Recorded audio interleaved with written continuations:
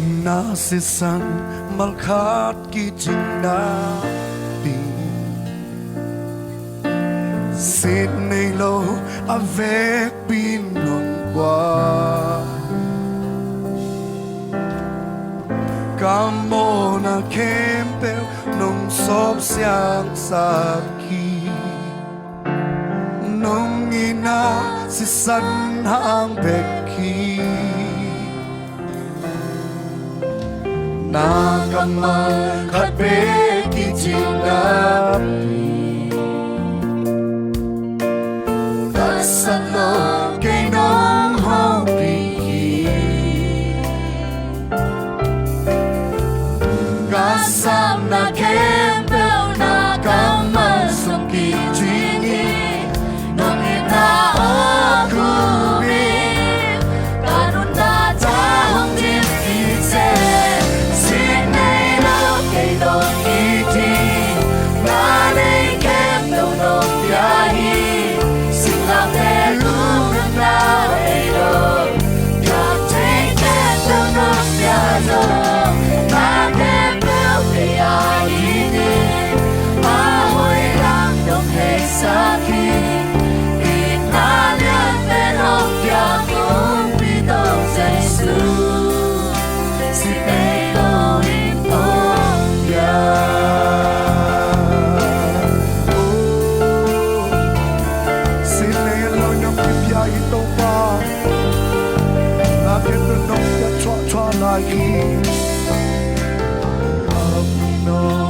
Na kitina Kanaya nong piteni Katukun jangin nakuto nong pongtohi Nong inaasunga Nong pongjang karaw na tele Sinay nong kay nong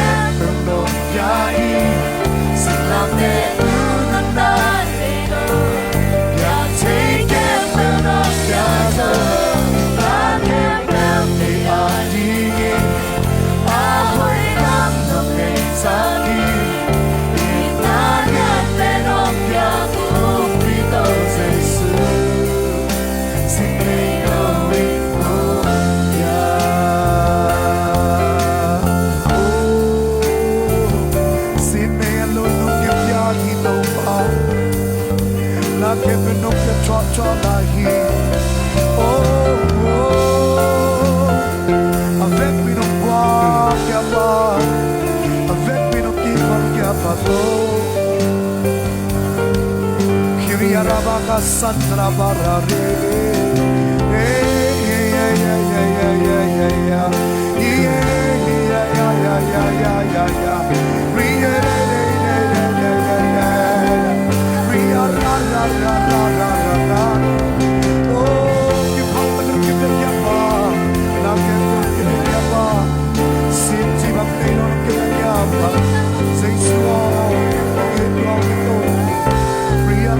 Sandra pa pa pa pa pa pa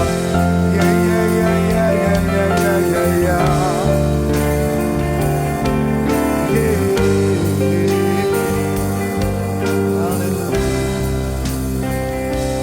Sydney lo kay nong iti Ranay kempel nong biyahi Sing lam te tu nun na beidong Yak take kempel nong piazzo